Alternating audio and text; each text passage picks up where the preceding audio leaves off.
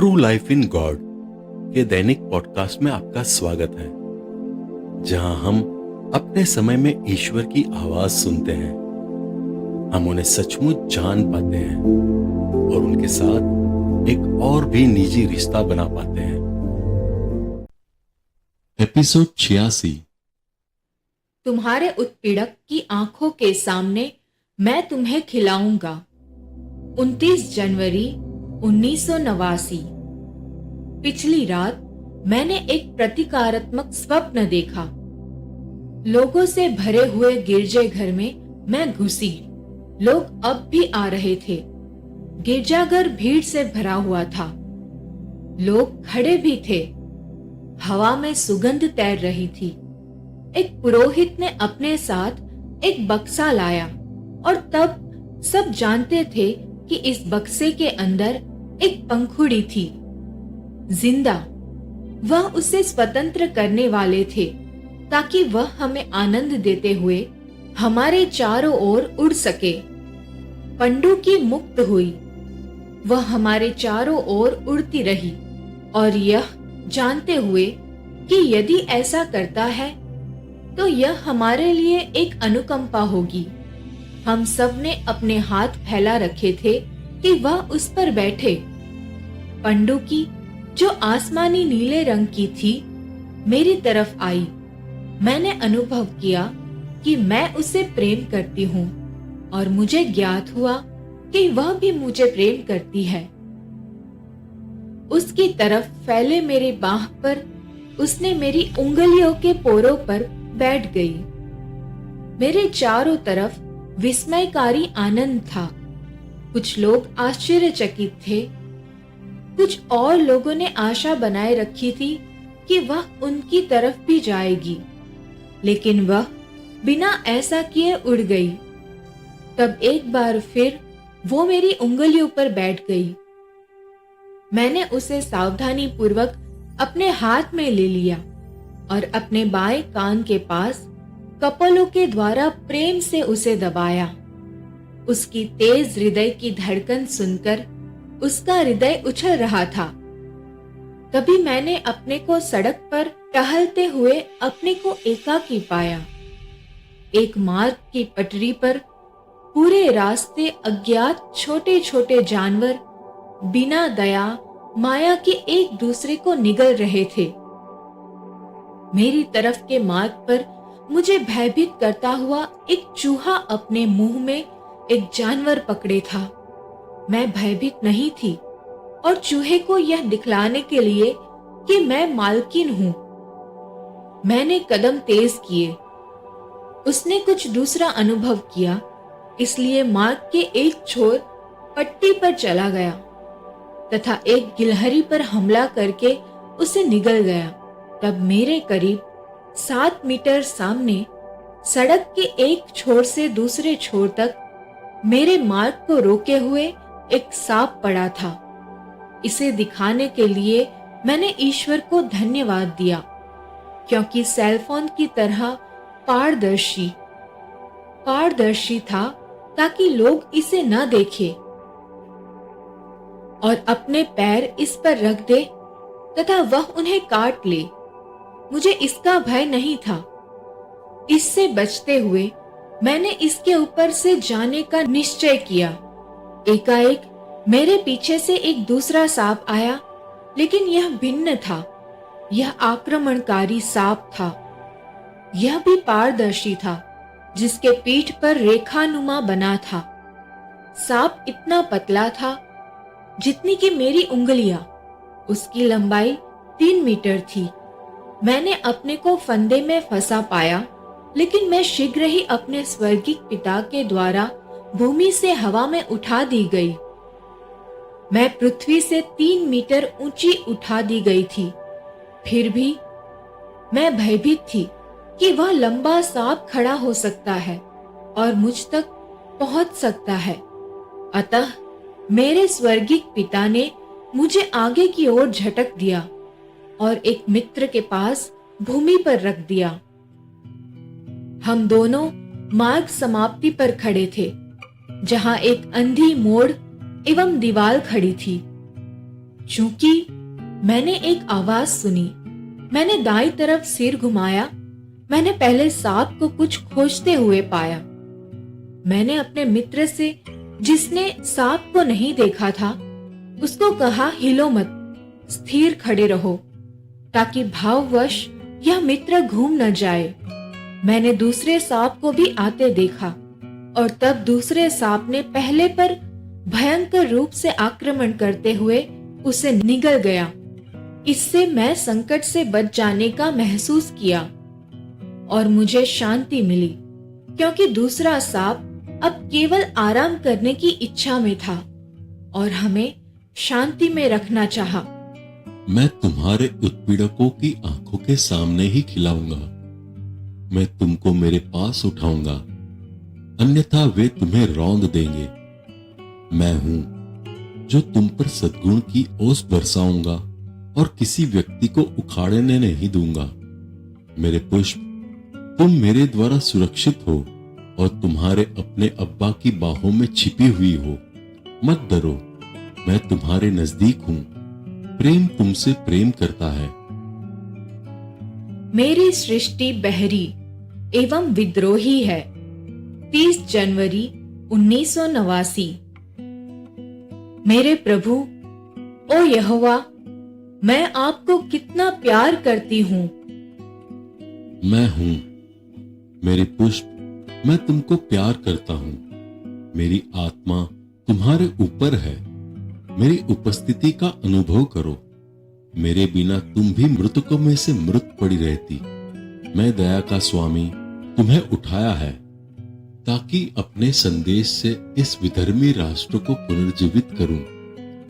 दिन भागे जा रहे हैं, समय बड़ी तेज गति से बीत रहा है और मेरी सृष्टि बहरी है, अंधकार में डूबी है।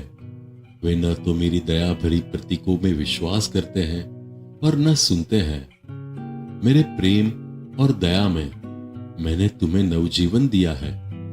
मैंने तुम्हें अपने तक उठाया है और अपने पवित्र हृदय में तुम्हें बसाया है। मैं अपना पवित्र सिंहासन स्वर्ग से उतारता हूं। इस अकृतज्ञता पीढ़ी तक पहुंचने के लिए मैं झुकता हूं। खून, क्योंकि तुमने मेरे फातिमा पर दिए संदेशों पर विश्वास करने से इनकार कर दिया और अब तुम गलतियां दोहरा रहे हो। तुम्हारी हठधर्मिता के कारण नया रक्त बहेगा। ओ मेरे बच्चे, मेरे अपनों में से बहुत से लोग शैतान के धुएं से अंधे हो गए हैं। मेरे अपने लोग निर्भीकता पूर्वक मेरा विद्रोह करते हैं। उनमें सत्यनिष्ठता लुप्त हो रही है। मैं उनमें जरा भी पवित्रता नहीं पाता हूं। मैं प्रेम की खोज करता हूं और मैं उनमें ऐसा कुछ नहीं पाता हूं। उनके बीच दिखने में कोई न्याय नहीं है और ज्ञान का स्थान को मूर्ता ले लिया है। ये विद्रोही अपने में मिथ्याभिमान को अपना मुकुट और अवज्ञा को अपना राज्य सत्ता होने दिया है। मैं उनमें शांति नहीं पाता हूं, एक भी नहीं। उनके सोचने का ढंग मेरा नहीं है। वे स्वयं नष्ट होने और मेरे शहर को खंडहर करने के मार्ग पर बढ़ रहे हैं। ओ काइन, काइन, वे भावनाएं कहां हैं जिससे मैंने तुम्हें अलंकृत किया था? तुम्हारे जन्म से ही मैंने तुम्हें हिंसक के रूप में जाना था। क्या तुम अपने ही विनाश के लिए आगे बढ़ रहे हो? तुम्हारे अपने में कोई प्रकाश नहीं है। तुम अपने काले अंधेरे चेहरे को छुपाने के लिए आवरण डालते हो। तुम्हारा यह दिखावा मुखौटा मुझे नहीं ठग सकता है। तुमने बुराई को अपना हथियार बनाया है और अब तुम बुराई के बल पर संसार पर विजय होने की योजना बनाते हो। तुम्हारी इच्छा संसार में अराजकता और सभी शक्तिशाली लोगों को हटाकर जितने भी पवित्र चीजें हैं उनका उन्मूलन करना है कि तुम मेरे मंदिर गर्भ को अपने अधिकार में ले सको। मेरी बच्ची, ये सब सांप है जिसे मैंने तुम्हारी अंतर्दृष्टि में दिखाया था तथा जो पवित्र संस्कार और मेरे मंजूषा के चारों ओर रेंगते हैं। वह बहुतों को ठगेगा और अंधा बना देगा। वह अपने धोखेबाजी के वस्त्र के कारण अंधा बना देगा सब तरफ विध्वंस फैला देगा। वह कलीसिया में सर्वधर्म त्याग लाएगा, परंतु अपने प्रभु की चमत्कार से सभी चीजें लुप्त हो जाएगी। कायन की शक्ति केवल कुछ दिन के लिए रहेगी। मेरी प्यारी आत्मा धन्य है जो इस स्थिति में प्रार्थना करते और इसके लिए स्वयं को बलिदान करते हैं। मैं इन सब का लेखा जोखा लेता हूं।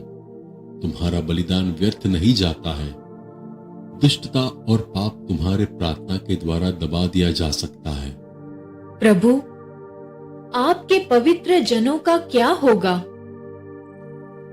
मुझे बड़ा अफसोस है कि उसकी वेशभूषा से बहुत से लोग धोखा खा जाएंगे। अपने नकाब धारण के कारण बहुतों को अपने पक्ष में खींचेगा, लेकिन मैंने तुमको सत्यता में देखने की अनुमति दी है कि उसका भीतरी भाग कैसे दिखाई देता है। वे विश्वासघाती है, खतरनाक। वसूला, मैं मेघ गर्जन और अपनी से इस विद्रोह अग्नि और उसके सब अनुयायियों को फेंक दूंगा। मैं उनके शरण स्थल को पलट दूंगा, क्योंकि यह झूठ पर बना है, तथा उनके शरण स्थल को धूल के ढेर में फेंक दूंगा, क्योंकि उसकी नींव झूठी है। तब मैं अपने मेरे हाबिल को आवाज दूंगा और बड़े प्रेम से उसका आलिंगन करूंगा। मैं उन्हें अपने पवित्र हृदय में शरण दूंगा। अपने चारों ओर देखो, क्या तुम नहीं देखती?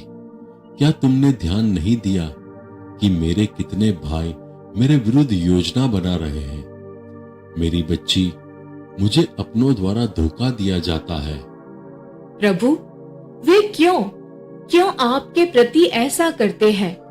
हो सकता है वे वास्तव में इसका अनुभव नहीं करते हो। मेरी बच्ची, वे अवज्ञाकारिता और दम से अंधे हैं। वे सोचते हैं कि वे ठीक कर रहे हैं। वे ठीक कर रहे हैं, ऐसा कैसे विश्वास कर सकते हैं, जबकि वे मेरे विधानों को तोड़ रहे हैं। वे अवज्ञा कर रहे हैं। वे मेरे विरोधी का अनुसरण कर रहे हैं। उसके पद चिन्हों पर वे कदम रख रहे हैं तथा अपने ही विनाश और हास्य की ओर बढ़ रहे हैं। पूर्वा हवा की तरह मैं इन विद्रोही को बिखेर दूंगा। जरा रुको और देखो, उनकी तरफ से तर्क रखो। मुझे प्रेम करो और मेरे न्याय को संतुष्ट करो। आत्माओं को उनकी मुक्ति के लिए मेरे पास लाकर मेरा गौरव करो। इस अंधकार युग के युवकों पर मेरी आंखें विशेष रूप से है। हमें पिता से प्रार्थना करनी चाहिए। हे पिता, अपने बच्चों पर दया करो, विशेषकर छोटों पर। इन आत्माओं को ले और अपने पंखों के नीचे रखे। बुराई से इनकी रक्षा करे। अकर्मण्यता से उन्हें जगाए, जो उन्हें चारों ओर से घेरे हुए है।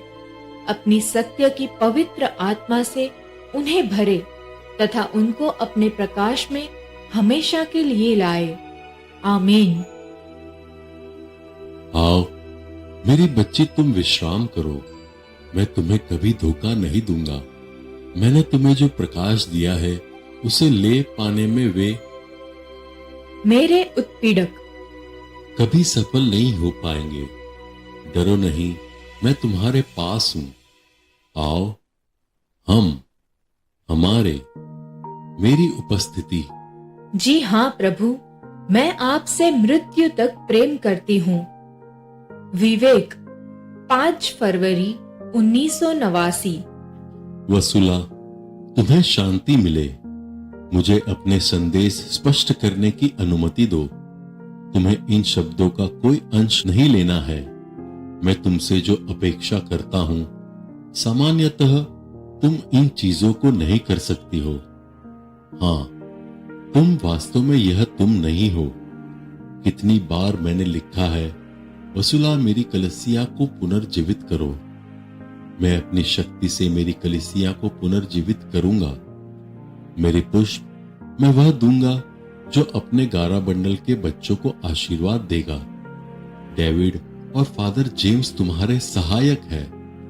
मैं चाहता हूं कि डेविड समझे, मेरी पुष्प मेरे शब्द सांकेतिक है। अनुभव करो कि मैं कैसे काम करता हूं। उन्हें उनकी परेशानियों से मुक्त करो। मैं अपने काम को आगे बढ़ाऊंगा। मेरे सेवक को नहीं सोना चाहिए। अविश्वासियों के साथ घिरे वातावरण से उन्हें सावधान रहना चाहिए। मैं डेविड से कहता हूं कि मेरी इच्छा एकता की पूर्ति से अलिग्न कलीसिया होगा। क्यों? उसे रोम में होना चाहिए। मैंने उससे इसके लिए प्रार्थना की, फिर भी मेरी इच्छाएं पूर्ण हुई। मेरे रास्ते तुम्हारे नहीं हैं। मेरी योजनाएं बदली नहीं थी। अपने तर्क के कारण मैंने हर चीज को उस मार्ग से घटित होने की अनुमति दी है। पीटर के चरण धो का वास्तविक अर्थ क्या है प्रभु? विनम्रता। इस पर सोचते मत रहो। मेरे शब्द प्रतीकात्मक हैं। तब कभी कभी इससे मुझे भ्रम होता है। मेरी पुष्प अपनी कलीसिया को संयुक्त करने का मेरा आशय है। क्या मैंने नहीं लिखा? वसुला, मेरी कलीसिया को एक करो। अब क्या तुम वास्तव में सोचती हो कि यह तुम होगी जो मेरी कलीसिया को एक करोगी? यहां भी मेरे शब्द प्रतीकात्मक है। अब तुम जानती हो, इसलिए अपने को यहां ज्यादा धोखा मत दो। मेरे दूत, सभी काम मैं करूंगा। मैंने तुमको बहुत कृपाएं दी है। तुम इनका उपभोग करो। अस्त व्यस्त न हो, शांत रहो। स्वर्गीय संदेश से मेरे मेमनों को खिलाओ और मेरे निर्देशन पर भरोसा रखो। मैं तुम सबको प्यार करता हूं। चट्टान की तरह दृढ़ बनो। 9 फरवरी 1989। प्रभु ने मध्य रात्रि में मुझे जगाया और एक संदेश लिखने के लिए कहा। मैंने तुम्हें बुलाया है।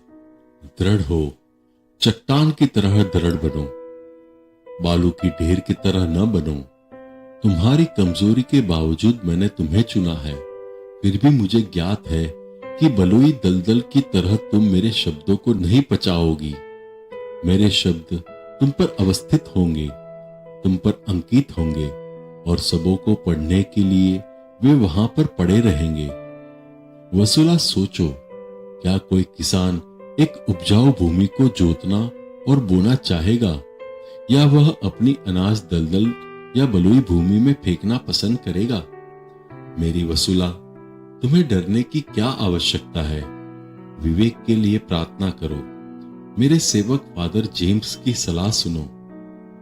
मैंने सोचा कि संदेश समाप्त हो गया और मैं उठने की तैयारी कर रही थी।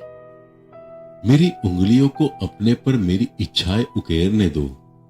अपने को मेरी पट्टिका की तरह उपयोग करने दो। जो कुछ मैं तुम्हें देता हूं, स्वीकार करो। मुझसे खाओ, तुम्हें शांति मिले। यह पहला संदेश मुझे दिया गया था क्योंकि मैंने बहुत छोटा टुकड़ा यहाँ वहां से लोगों के नाम और धार्मिक आंदोलन से चुनना प्रारंभ किया था। जब मैं फ्रांसीसी भाषा में कुछ संदेशों का अनुवाद कर रही थी, यह सब तब प्रारंभ हुआ जब एक स्थानीय पुरोहित ने मुझसे कुछ लोगों और उनके आंदोलनों का नाम नहीं लेने की सलाह दी। इसलिए प्रभु उससे पूरी तरह सहमत नहीं दिखते थे, क्योंकि मैं उनके भी निर्देशन के अधीन नहीं थी, बल्कि फादर जेम्स के अधीन थी, जिन्हें उन्होंने चुना है। वसुला, अब मैं गोष्ठी के लिए अपना कार्यक्रम लिखूंगा। तब मैं उनके लिए अपना संदेश भी लिखूंगा। मेरी बच्ची, तुम धूपदान से और पवित्र जल से कमरे का शुद्धिकरण करोगी। तुम संत मिखाइल के पास अवधूत निष्कासन की प्रार्थना करोगी। यहाँ पर ईश्वर ने मुझे समझाया कि कार्यक्रम का अवशेष भाग मेरी निजी कॉपी में छोड़ा गया है। हमारे संदेश में जीवित रहो। मेरी वसूला, क्या तुम मेरा संदेश लिखोगी? जी हाँ पवित्र माँ। तुम्हें शांति मिले। आज मैं तुमसे एकता के लिए अपनी प्रार्थना करने के लिए कहूंगी। यह एकता जिससे मेरा प्रेम बहुत चाहता है। उन पुरोहितों के लिए प्रार्थना करो जो तीतर बीतर हो गए हैं। उन्हें अपने बाड़े में लौट आने के लिए प्रार्थना करो जो पीटर का है। पीटर का एक और सिर्फ एक ही बाड़ा है। प्रार्थना करो कि वे सत्य निष्ठा से एक हो सके। शांति के लिए प्रार्थना करो। उन बच्चों के लिए प्रार्थना करो जो ईश्वर से मेल मिलाप नहीं रखते हैं। उन झूठे राज्यों तथा ऊपर से छिछले राज्यों की समझ के लिए प्रार्थना करो कि वे कितने गलत हैं। आओ और जीवित ईश्वर की स्तुति करो जो इन दिनों विभिन्न स्थानों में प्रकट करते हैं। उनसे असीम प्यार और दया के लिए उनकी स्तुति करो कि उनकी कृपा सारी मानव जाति के ऊपर बरसती रहे। उनको जो उन्हें ग्रहण करते हैं उनके पवित्र नाम की महिमा करे। उनको धन्य कहे क्योंकि वे हमारे प्रेमी पिता है। मेरी पुष्प, हमारे संदेश में जीवित रहो। तुमने उनकी सब दया को प्राप्त किया है। ईश्वर की इच्छा को समझने की कोशिश करो। उनकी प्रकाश के बच्चे बनो। मैं तुमको पिता और पुत्र और पवित्र आत्मा के नाम पर आशीष देती हूँ। उन लोगों को धिक्कार जो मेरी आत्मा का अपमान करते हैं। 15 फरवरी 1989। मेरी वसूला, तुम कभी हतोत्साहित मत हो, क्योंकि मैं तुम्हारे सामने खड़ा रहता हूँ और मेरी तुलना तुम किससे कर सकती हो। मैं आदि और अंत हूँ, शाश्वत में एक। मैं था, मैं हूँ और मैं हमेशा हमेशा के लिए रहूंगा। इस मंदिर गर्भगृह के चारों ओर मेरे शब्द जाने जाएंगे। जो मेरे शब्दों को ठोकर मारते हैं वे अच्छी बातों को ठोकर मारेंगे। विश्व के हर कोने में और बहुत से उत्पीड़क उठ खड़े होंगे। वे बड़े विशाल ग्रेनाइट चट्टान की तरह सभी मानव जाति को मेरे मार्ग पर चलने में बाधा उत्पन्न करेंगे। प्रारंभ से ही मैं उन्हें निर्दयी, घमंडी, पाखंडी, एक विनाशक, निर्जन के रूप में जानता था। उनकी सेनाएं मुकाबले खड़ी करेंगी, लेकिन सब बेकार होगा। मैं अपने श्वास की एक धड़कन से उनको परास्त करूंगा और उन्हें बुहार कर बाहर कर दूंगा। मैं प्रभु, तुम्हारा पवित्र ईश्वर हूं और अपने शब्दों की जानकारी कराने के लिए मुझे राजाओं तथा राज्यों तक को उलटने पुलटने वाले के रूप में जाना जाता हूं। अपनी शक्ति से मैंने सिंहासनों को पलट दिया है तथा उन लोगों को शर्मसार कर दिया है जो अपने को अधिकारी कहते हैं। इस बार भी ऐसा ही होगा। प्रत्येक आंख की देखने के लिए मैं नंगा कर दूंगा। मैंने पर्याप्त समय तक अपने क्रोध को रोका। आज मैं प्रभु उनसे आग्रह करता हूं कि वे अपने सिंहासन से उतर जाए और पश्चाताप करें। मेरी आत्मा कृपा प्रतिभा उड़ेलती रहेगी। कोई भी मनुष्य इसे दबाने के लिए कितना भी कोशिश करे, उसे दबाने में सफल नहीं होगा। उन्हें धिक्कार है जो मेरी आत्मा का अपमान करते हैं। अविश्वासी और ढोंगी मेरी सांस की फूंक से उड़ा दिए जाएंगे और मिटा दिए जाएंगे। यदि वे मात्र इतना जानते कि मैं अपना न्याय ऊपर गिरने से रोके हुए हूं, तो वे प्रार्थना करते और पश्चाताप करते कभी नहीं रोकते। यदि वे जानते कि मैं उन्हें क्या अर्पण कर रहा हूं और मैं कौन हूं जो उन्हें पुकार। प्रभु की आवाज पीड़ादायक थी। रहा हूं। मैं इस घड़ी के लिए तुम्हें चेतावनी नहीं दे रहा हूं। यहां तक कि मुर्दों में भी यह सुनकर खलबली मची है। मैं प्रभु तुम में से मृतकों को उठा रहा हूं। हाँ, मुर्दों में से प्रत्येक को तब तक उठाऊंगा जब तक मेरी आवाज उन तक न पहुंचेगी। इन शवों से मैं प्रकाश के जीवंत स्तंभ बनाऊंगा। मैं कुछ को अपनी कलीसिया का स्तंभ बनाऊंगा। इनमें से प्रत्येक के दाहिने हाथ में नामावली और बाएं हाथ में दिया रखूंगा, जो उन्हें मार्गदर्शन देगा। मैं उन्हें मेरे शिष्यों के जवान प्रदान करूंगा और वे तुम्हारे बीच कार्य करेंगे। मैं सभी राष्ट्रों को सच्चाई दिखाऊंगा और पृथ्वी के अंत में वे सत्य की घोषणा करेंगे। मैं तुमसे वायदा करता हूं, जैसे कि पृथ्वी पर अच्छी चीजें उगती है, बाग बीज को उगाती है, उसी प्रकार मैं प्रभु मृतकों को पुनर्जीवित करूंगा और उनको नया नाम दूंगा। मेरी बच्ची, आओ अपने पिता की बाहों में रहो। हम हमारे युग युग तक। मेरे नाम का हस्ताक्षर। जी हाँ। आपने अभी अभी true life in God podcast सुना है। कल हम फिर एक नए एपिसोड के साथ आपसे मिलने के लिए उत्सुक हैं।